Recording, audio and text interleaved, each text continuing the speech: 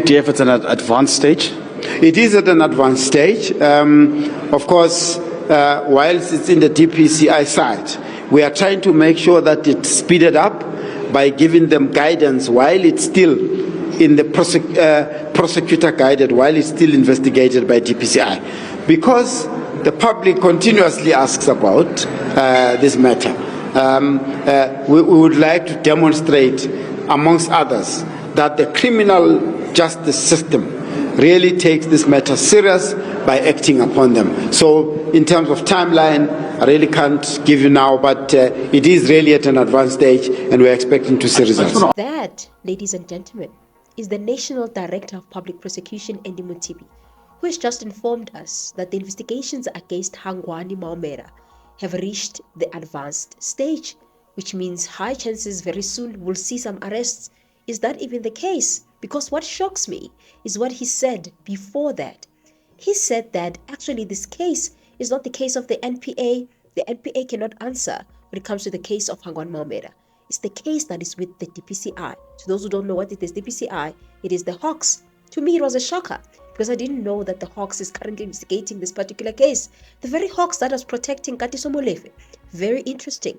In this video, I wanted us to talk about these revelations that were made by the National Director of Public Prosecution, Andy Mutibi. In February 2026, the SIU announced that it handed over evidence against Hangwani Maumela and others in relation to the Tembiso scandal. What's the status of that investigation? It was sent to you to assess whether evidence was sufficient to get a conviction. How far are we with this case? Right.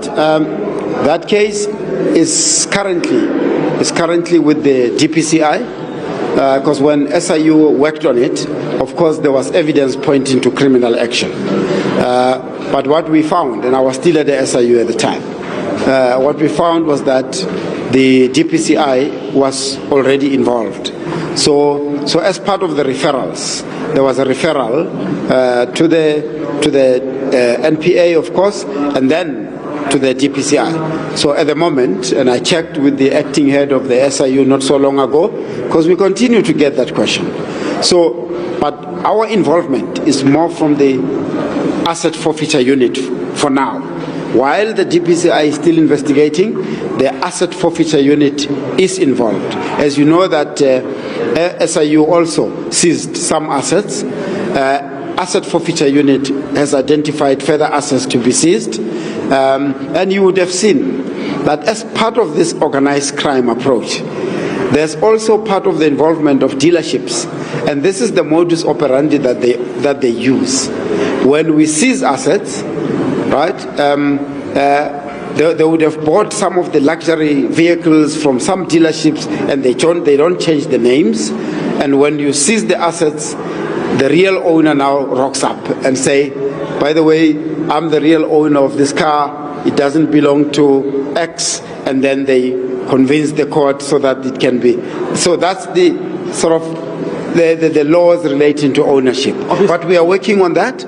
So to your question, DPCI, we're working with them, guiding their investigation. When that investigation is complete, we will be applying our minds in terms of prosecutorial decision. Any idea? So as you guys have heard, that Andy Mutibi has just revealed that there is investigations against Hangwani Maumela, but these investigations are with the Hawks. And he also revealed that these investigations are at an advanced stage and that as the NPA, they will focus on seizing some of the assets of the Hangwani Maumela, because we know that last year the assets of Hangwani Maumela were seized by the SIU, of which at the time Andy was the head of the SIU, but has now been promoted to be the NDPP. So now there is a new head of the SIU. And we also heard that some of these assets were returned back to Hangwani Maumela, while the NPA right now is promising that they're still going to take some of these assets to them as part of their investigations. However, this is very shocking that we know that the DPCI is the one that is investigating this particular case. You know why I have problems with the fact that the DPCI is investigating this case is because of the head of the Hawks, which is Godfrey Libya. Godfrey Libya has been accused of being friends with criminals. He's the man who was called by a man called Malcolm X, of which he denied and said that he doesn't know Malcolm X and has no relationship with Malcolm X. And he didn't know about that operation. Then because it is in Sandton, in Gauteng, I checked with the provincial head of the DPCI in Gauteng, or do you know about these people who claim to be coming from the Hawks, who are supposed to be conducting an operation in Sandton? He did not know. And the explanation of the nature of the vehicles that were said to be at the scene created suspicion. You will appreciate that there have been several people who have been pretending to be members of the Hawks, which we have arrested some of them, including police officials from crime intelligence who were pretending to be members of the Hawks. You shall also recall that somebody has recently been arrested who pretended to be me. And several individuals have been circulating telephone numbers, approaching people using my photos, pretending to be me. So that's why I had to direct the operatives to say that send the members from the TOMS Tactical Operation Management section of the Hawks to visit that address and see who are the people who are saying that they have been sent by me, when I have sent nobody to go and conduct an operation in Sandton. I don't know if you remember, guys, this case where he was accused of actually assisting with the KATISO MOLEFE situation and deploying Hawks members to go and disrupt the cause of the PKTT when they went to KATISO MOLEFE's house on the 6th of December during those 2024 raids. Regarding the instructions that I gave to Colonel Serfontaine, I should have taken it upon myself to ask General Lebia for more information regarding his instructions to verify. However, when I receive an instruction from the national head, I normally accept his bona fides as my superior, and that the instruction being given has a legitimate purpose. He denied heavily that he has friends, his relations with Malcolm X. He even said that Malcolm X is an informant and forgot to tell us the real relationship between him and Malcolm X. Sought now as to who was the individual, if perhaps it's not KATISO, the middleman who would have had access to the head of the Hawks to say, establish for me who's about to arrest my friend. You believe it's not time to reveal that name? Yes, I haven't consulted with the person to check as to whether he is ready to be mentioned in public platform. I believe that if the situation reach a stage where the commission of inquiry is set up, that individual will be able to come forward. For I know the name, I will be able to divulge that. But obviously that KATISO MOLEFE does not know me. He has never met me. I don't know. My telephone is available to members of the public.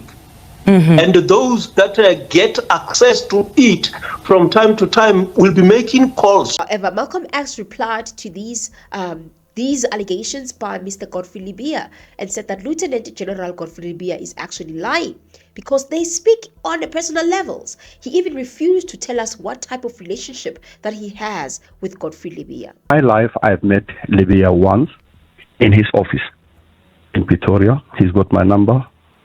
I've got his number. Now, all these people, politicians, they are human beings. They are accessible. And as a super consultant, and he's not a politician. Remember, he's not a politician. He's a law officer. He's a Hawks head. If I were to show you my our communications, as in WhatsApp communications, since 2023, you'll see that there's nothing about providing information, credible information. I've never been his informant. I've never been registered as his informant. So what were you guys talking about since 2023 on WhatsApp with the head of the Hawks? We're talking about things that have nothing to do with being an informant, nothing to do with KT MOLEFE. I did not know MOLEFE. So on the court, I'm not his informant. I've never been. But since 2023, you were talking to the Hawks head. What were you guys talking about? we're talking about things that are totally different from what's being reported here. It is well important for us to note that Godfrey Libya is not the head of the Hawks anymore. The current head of the Hawks is Mr. Sipesihle KGOSI, who was the deputy to Godfrey Libya, but now is currently heading the Hawks because he's acting as the head of the Hawks because Mr. Libya is currently on retirement. But now, that's the thing. We are hearing that the Hawks is currently investigating this case.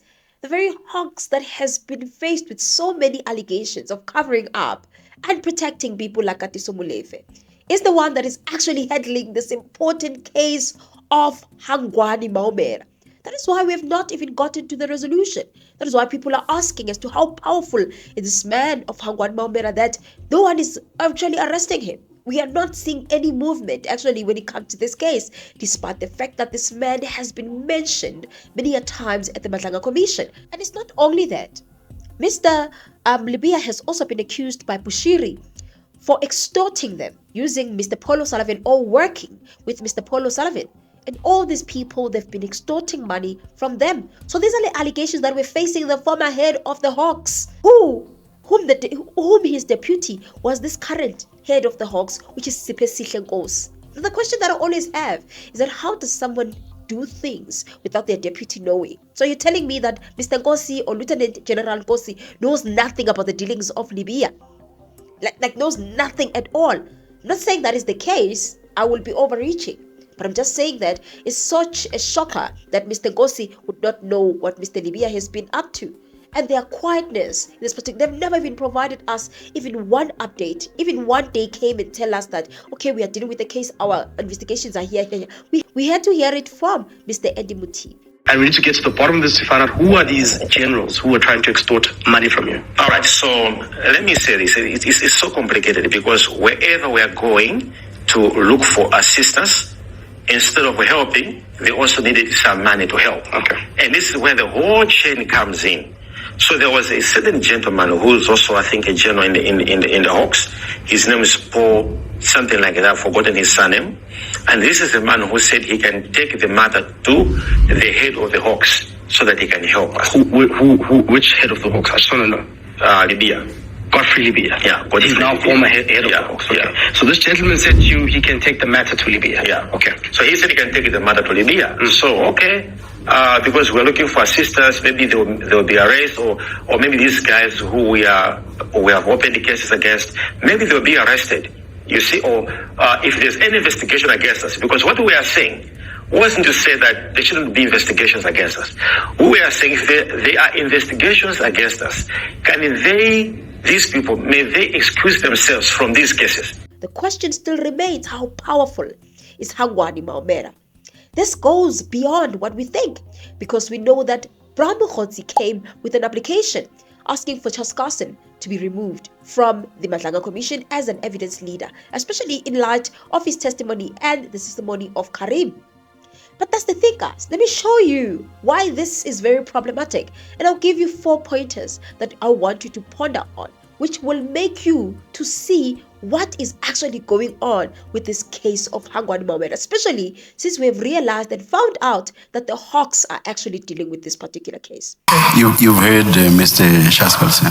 Yes, Chair, we do confirm that there is an intended application for the recusal of Mr. Charles Kassan as lead evidence, as evidence leader in relation to the evidence of Mr. MOGOTSI. Number one, we know that MOGOTSI was named by Vusumuzi Matlala as a corn artist who has been receiving money from Vusumuzi Matlala. In a way, you can say he was extorting him. He was siphoning money from Vusumuzi Matlala, telling him that he's going to help him with the tender, he's going to speak to Senzo Mchunu, even though he didn't do so. In a way, it seems like MOGOTSI was just taking money without even doing what he was supposed to do, which was to help Vusumuzi Matlala. Hence, Vusumuzi Matlala himself named him a corn artist. Now we are seeing him helping in a way, and I will tie it up together so that you guys can understand why I say that this looks like some instruction from Vusumuzi Matlala. You regard MOGOTSI and Cele as extortionists. I will say I will regard MOGOTSI as a con artist, and Cele, yes, I will say he's an extortionist. MOGOTSI is what? A con artist. Or a con artist. So Cele is an extortionist. Yes. That is the evidence we are putting before this committee. Yes, that was extortion. Yeah, he extorted you. Yes. Okay. And then you say that in your statement that Mogotsi requested for money from you for a region, I think in Northwest. And then you decided not to give Mogotsi that money because you had no interest in funding his political activities. Am I correct? Yes. But on the 27th, after you rejected Mogotsi's request, on the 27th of December, you gave money to Mogotsi. Yes. How much? Before the January 8 money that you gave to him? Yes. How much did you give on the 27th of December? I think it's 38,000, right? I need to go back and check, but I think it's 37, 36 or 37, somewhere there. And you further say that the reason why you were not interested in giving him money is because you were only interested in funding affairs which are related to the minister. Yes. Correct? Yes. Now, was that money related to minister's affairs, the one that you sent to him on the 27th of December? When you say the minister, I think the former, are you referring to Minister Kele? I don't know whether he's suspended or he's on leave, but Mr. Mkhunu. Mr. Mkhunu. Yeah. If you guys also remember, during Mr. Carrim's testimony, Mr. Mogotsi, said that he once met with Hangwani Maumela as well as CARRIM, even though CARRIM profusely denied that and said that he never met with Hangwani Maumela as well as Mogotsi. Now, did Brown ever meet with you and Mr. Maumela? No.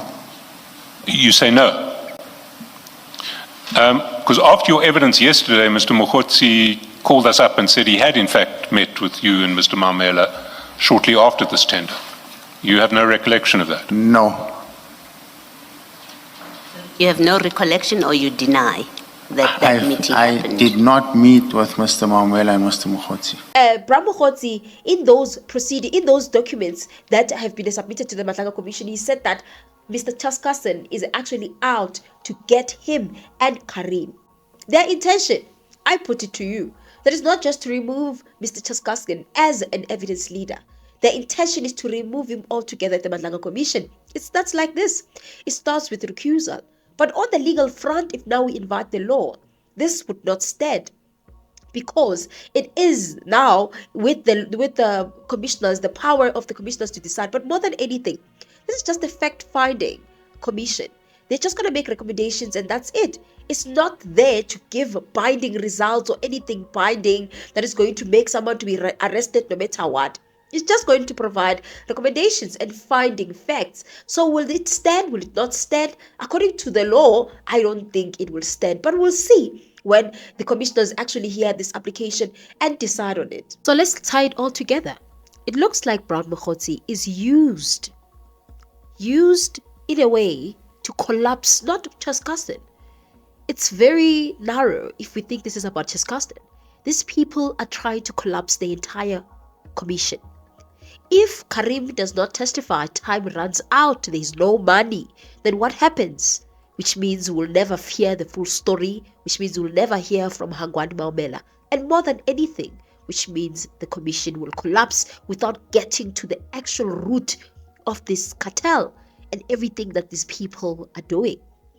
These men, especially at the forefront of it, the Big Five, Vusumuzi and Matlala, people like CARRIM, people like the fixer, which is Mogotsi, are at the forefront to collapse the entire commission. If you think it's about Chaskasen, you're wrong. It's not about him. It's about the commission. And these words are the exact thing that can make me think that it's not about Mogotsi, it's about the actual commission. Right? Firstly, personal vendetta against witnesses, and secondly, assurance, protection in exchange for testimony. In a nutshell, just to summarize this 2 paragraphs, Mogotsi claims that he was told by the evidence leader that if he works against Mr. Charles Kinson and that if he polls information against Mr. Charles Kinson, he will receive the full immunity and protection of the commission. And they basically say that if he polls information against Mr. Charles Kinson, he will receive the full immunity and protection of the commission. And they basically say that the legal team says their client raises this that is alarming and also could have a potential to prejudice the integrity of the commission's proceedings as well. They say that this vendetta is not only unprofessional but also detrimental to the integrity of the commission's proceedings. These are very serious allegations that have been made by Brown Mogotsi. And then we have Mr. Suleiman Karim, who has been ducking and diving from testifying at the Madlanga Commission, of which when he testified, it then makes sense why. Because we realize that we see some tripartite alliance here. You either want to call it a tripartite alliance or triplets, but we see these bad boys, which is namely Karim, Matlala and Maumela. They are so inseparable because you cannot talk about Matlala without talking about Karim as well as Maumela. Their relationship and their story is very much interlinked. Meaning that the more Karim appears at the Madlanga Commission, the more Karim is going to implicate who? Hangwani Maumela. From about 2022. And have you had any business dealings with Mr. Maumela since you became friends? Yeah, there were a few that we had some deals that were supposed to happen. That were supposed to happen. Oh, yes, there was a deal that was supposed to take place. And what did that deal concern? It was into a mining operation and a wash plant and a crushing plant with chrome.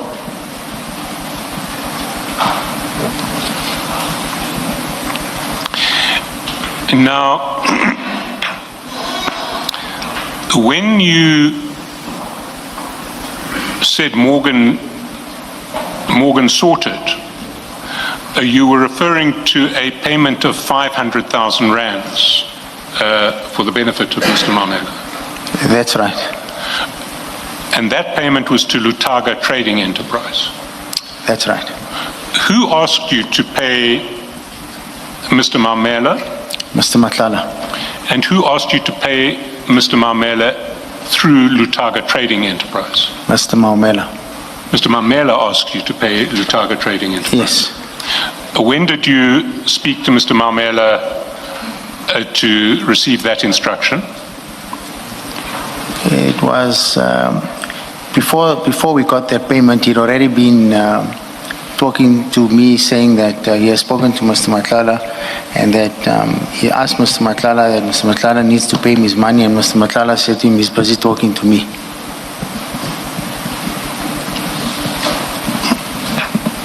And so when were these conversations that you had with Mr. Maumela? So sometime just before the payments, Feb. Just a few days before the payment. A man who wants to remain mysterious, who has always hidden his identity. That's them trying to move around the mention of Hangwani Maumela. Why would the lawyers try to avoid this man being mentioned at the commission? There was even a video that was taken out. I don't know if this is Hangwani, but we saw this video. It looks like he was in a funeral or a wedding. I'm not sure. But he was ducking and diving, hiding himself. He didn't want anybody to see him. This is a man that doesn't want people to know him. And the more Karim testifies and mentions his name, the commission will be left with no choice but to have this man to come and testify. And that is something that he doesn't want to happen. And I think the Hawks are also in it. Because why has the Hawks not said anything? It looks like this was some kind of a secret for us to know that the Hawks are the ones that are actually dealing with this matter. The Hawks that are corrupt, that have been allegedly named to be having so many links with the cartel and criminals. This man has been delaying Mr. KARRIM. He first started by going to court application, so that he can get an order for him to not appear at the Madlanga Commission. It failed. Then he came, and when he was supposed to appear, he said that he received documents late. He was given another date for him to appear. On the date when he was supposed to appear, he told us that he wanted to appear in camera. He didn't want us as South Africans to hear the testimony. As if that was enough, he came, testified, he saw that there was no amahlata pelile, there's nowhere to hide. He then took it upon himself to say, you know what, I'm going to get sick. With everything unfolding in the application of Mr. Brown Mogotsi, I wonder if he's really sick, but he said that he submitted a doctor's note, of which hopefully Madlanga Commission is not going to take this lying down. He's going to ask for this particular person to come and appear at the Madlanga Commission. This doctor that has diagnosed him has to come and testify regarding this illness that has found Mr. KARRIM somewhere, somehow. Then I want to talk about the budget. We also heard that there is no budget for the Madlanga Commission all of the sudden. When we have more than 3 commissions in South Africa, we have the Kambembe Commission, we have the Madlanga Commission, we have the Cabinet Inquiry, we just have a lot of commissions in just a space of few months. When did the government expect that it's going to get this money? All of the sudden, they don't have the funds for the Madlanga Commission. You should ask yourself, and you think that this is just a small thing, it doesn't make sense, it's just nothing. I put it to you that it's not like that. Because even when the minister is asked, because the minister was asked regarding this budget thing, and he deviated the focus to the president because he said the commission is the president's, therefore the president is the one that is going to decide whether they're going to extend and they're going to deal with the issue of the budget or what. It was meant to end in March 17, so everything was finished before end of March. When we issued the Gazette of extension, everything was done by that time. But given the manner in which things are going, we are seeing the number of witnesses who are coming to the commission, and that's the reason why it was extended to August as well. And that's why this conversation around the possibility of an extension, if we do get to that point, do they have your full support? It's above my pay grade.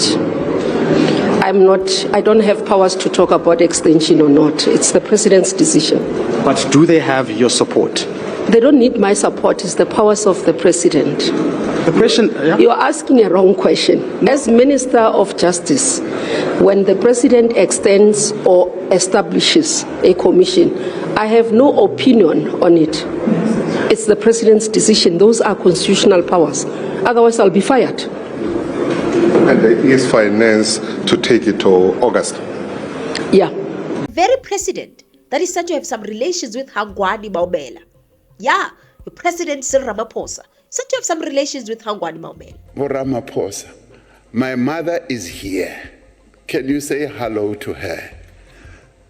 And I say, who is she? He says, it's Mboneni Maumela.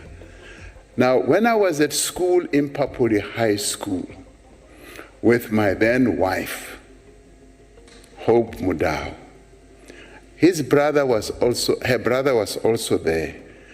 And later I got to know that this Mboneni and this, my wife's brother, my former wife's brother, they hooked up. And as they hooked up, they had a child.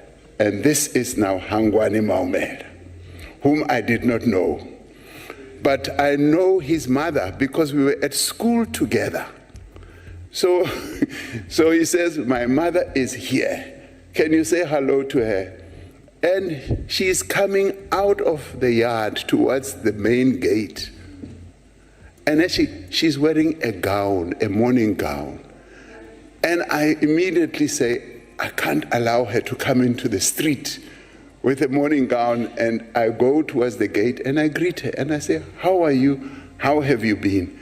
That's the sum total of it all. The question remains, will they actually look into the interest of justice and extend this commission? Or they'll keep on hiding and hiding, making sure that this commission does not get to be extended so that they can bury their dirty laundry, they can bury people like Hangwani Maumela, so that we as the public, we can always remain in the dark talking about this mysterious man who's called Hangwani, that we have never met, that we do not know. Fellow South Africans, it takes me to the 4th point. This 4th point is about Mr. Vusumuzi Matlala. Vusumuzi Matlala is currently at MAMPURU, is not at Ebongweni. He was able to find a way by not appearing. Then the IDEC fought for him to be transferred to MAMPURU within 98 hours, and it worked. And the court said that is for him to consult in preparation for his trial, and that on the 13th of May, he's going to be sent back to Epongwen. However, he's currently lodged a high court application, which is going to be defended, obviously, by Mr. Groenewald, who's the Minister of Correctional Services, as well as the Minister of Justice, which is Kubai. They said that they're going to defend, actually oppose this particular application. But one of the things that are alleged by Vusumuzi Matlala is the fact that there's logistical problems that he's faced with, and that he does not have money for legal counsel to be busy going to Epongwen, and for him to also be transferred back and forth. But that's another thing.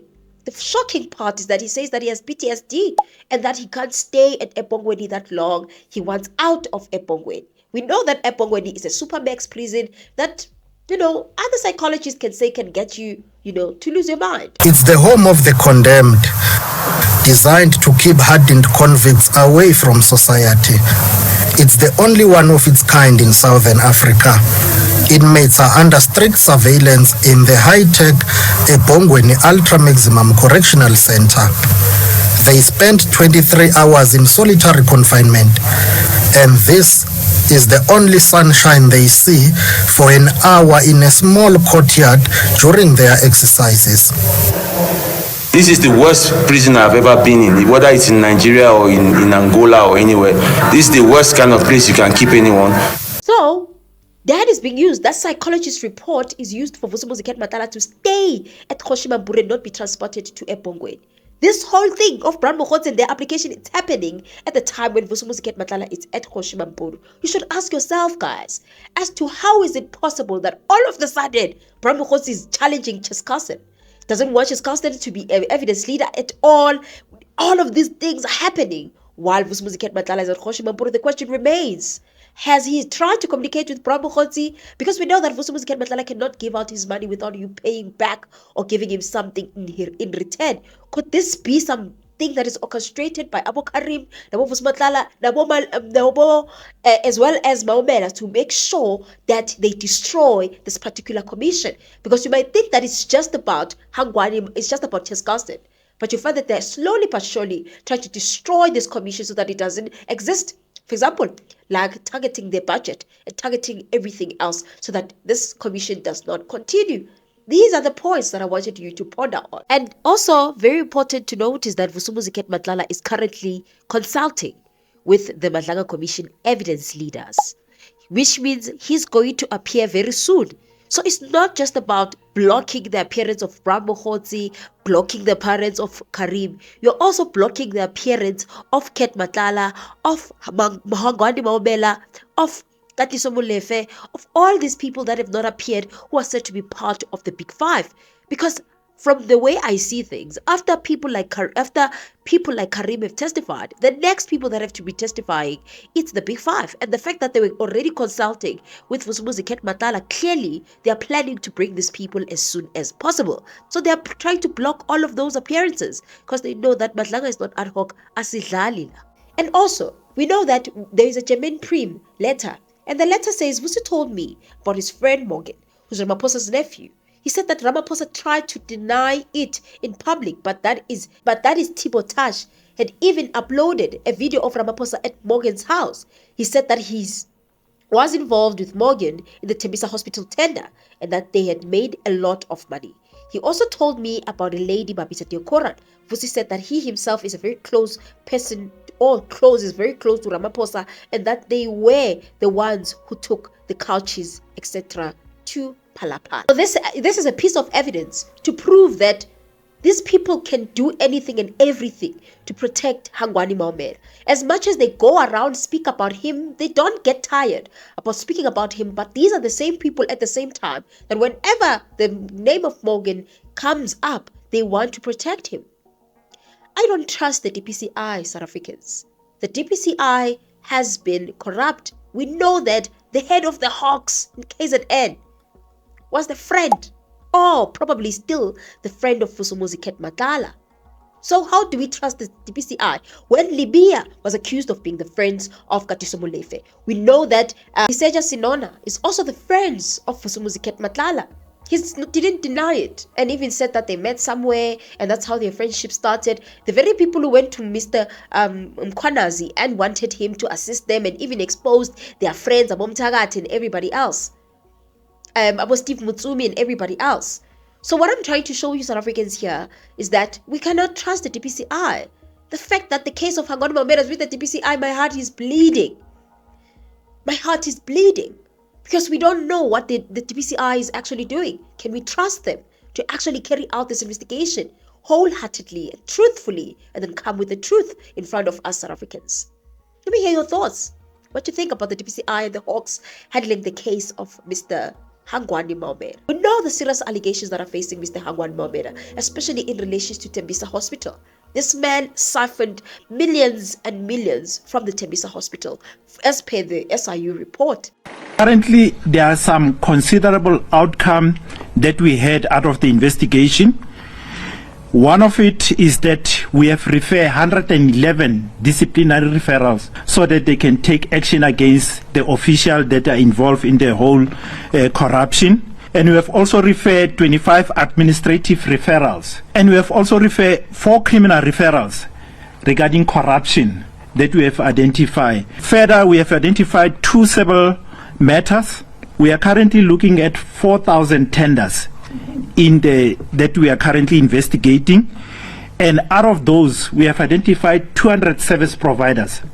We are currently looking at the 2 billion of tender that went out, and most of them is through corrupt activity. Even the investigations that were conducted by Jeff Wicks, they point out to the role that he played in the Tembisa Hospital, which it happened to be the case that was investigated by the whistleblower Babita Deokoran, who was shot fatally, who was unalived fatally by a group of Izingabi by being given instruction by someone who happened to be probably a person that was about to be exposed by Babita Deokoran. Investigation has moved forward. We've highlighted the role of one particular individual, and that's Hangwani Maumela.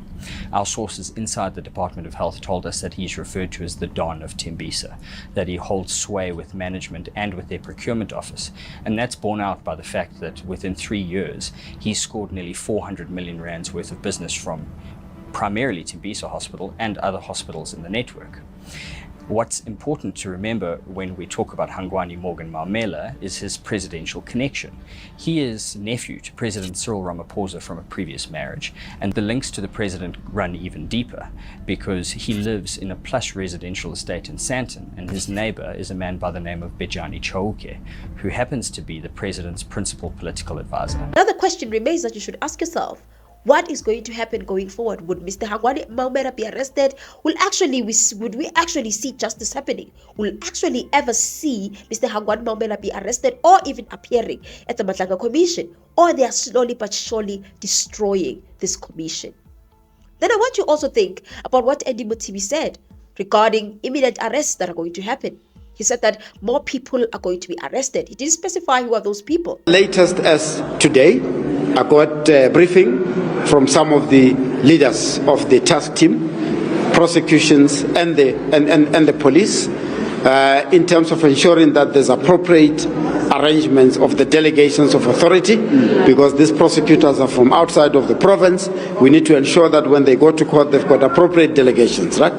So there are matters that are in the pipeline. There are imminent arrests that will be happening soon, as in a week or two. You think Hangwani Maumela is part of those people, or you don't think that is the case? Because the SIU also was questioned regarding their progress and what they are busy with. As I said, they're specifically focusing on Tshwane municipality and Ekurhuleni municipality, meaning that they also are planning on seizing assets of certain people that have been receiving tenders irregularly from the municipalities.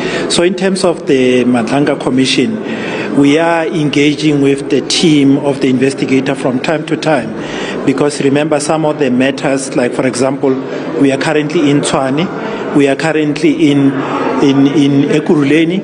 So there is some constant communication in terms of some of the work that they are doing so that we avoid that kind of duplication. So we are working together. And what have you uncovered? What have we covered today? I think we presented to SCOPA the outcome on municipality, particularly Tshwane and Ekurhuleni, but it relates to some of the tenders which are not currently the focus of the commission, of which there's quite a outcome that we have shown that we have recovered some money, and there are some processes where we have made a criminal referral in terms of some of the matters that we look at.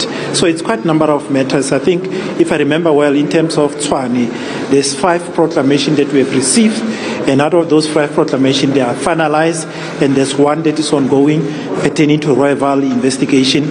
And in terms of Ekurhuleni, I think also there's quite a number of investigations that we have done, that we have completed. So the work is still continue. So there's quite a lot that we have uncovered, but for now I can't remember vividly what are the issues. But we have recovered money, we have done criminal referrals, we have done disciplinary referrals, and we have done systemic recommendation. I don't know if Omechan Mashazi and Gareth Mnisi are part of the list, but we know that those are the people that have been siphoning money from the municipalities, or those are the people allegedly that have been living large. We know that Gareth Mnisi has a large estate amounting to 60 million rands. We also have Imogen Mashazi, who has been accused by News 24 of taking luxury trips, meaning that this lady also high chances and allegedly might have siphoned money from the municipalities. But the SIU is saying they are going in harder on those particular people. Could it be that those are the people that they're going to arrest in the coming weeks or in the coming days? Or we're going to see an epic arrest of Mr. Hangwani Maumela? Or the DPCI is still protecting this particular person? Because we also know what happened with the IDEC. The IDEC was told a long time ago about Vusumuzi and Matlala. They never concluded any investigations. They never did anything. It is now with the pressure of the Madlanga Commission where we saw them starting to arrest people that are connected to tender. But anything else, the IDEC has not done anything. If the IDEC cannot do anything, why should we trust the DPCI, the Hawks? Why should we trust them? Do you think that the Hawks will actually do justice to this case? Or they'll keep on giving us lame excuses and lame updates so that they can prolong this thing up until we as South Africans forget about Hangwani Maumela? Let me hear your thoughts, guys, what you think.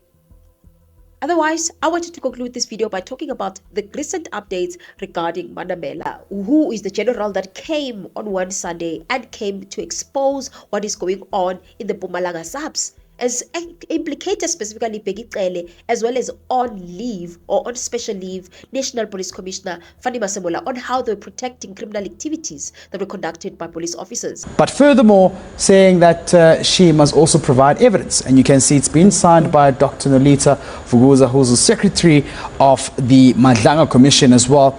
And that's just to, essentially authenticate and show you that this letter is, of course, legit and has been verified. And the Commission wants to hear from her right now to see what kind of evidence she can bring forward, if it can be tested before they call her or subpoena her or send a Rule 3 notice to appear before the inquiry. And we know that he implicated, she spoke about Hilary Gandhi, who is the child of the deputy president of the Economic Freedom Fighters, which is Godrich Gandhi. And Godrich Gandhi then wrote a letter to the Madlanga Commission asking that this lady comes and appears so that she can answer with regards to the allegations she made regarding their child. Hilary Gandhi was shot and killed as per Nelspruit case 7/1 of 5/2022. 3 suspects were arrested at the time. One of the suspected person, Mr. Rasinkuna, was at large. It was during the investigation and tracing when Mr. Rasi was allegedly communicating with the District Commissioner of Ehlanzeni, Major General Dora Kaba. Major General Dora Kaba was assisting the suspect to hide, not to be arrested, and informing that he, Rasi, must not communicate with police officers or anyone, as she is the investigating officer, of which she was lying. She was quite aware at the time that Mr. Rasinkun was a wanted suspect, but she let him run. The investigating officer was and is still Captain Mokalipi, the branch commander of Nelspruit. Mr. Rasinkuna was later arrested in Kwatema for other 2 murder cases after he fatally shot the police official and her sister. Mr. Rasinkuna confessed that he was the one fatally shot the Gadi girl and prepared to show where the firearm was hidden in Kwanyamazani. But Major General Mugango and Colonel Manupe were not happy with that confession. It was Mugango who arranged that the blood be taken for DNA in Pretoria and sent Constable Zita to transport the blood in Pretoria. The question is, why did the blood had to go via Emelo to Pretoria? And eventually the blood is suspected to have been tampered with. And the commission answered, and they have asked her to provide evidence of the allegations that she has made, because she made a lot of allegations, this lady, implicating the on-leave National Police Commissioner. So we are going to see if whether she's going to be called, because now they want to see her evidence to see if whether the evidence is worth noting or what.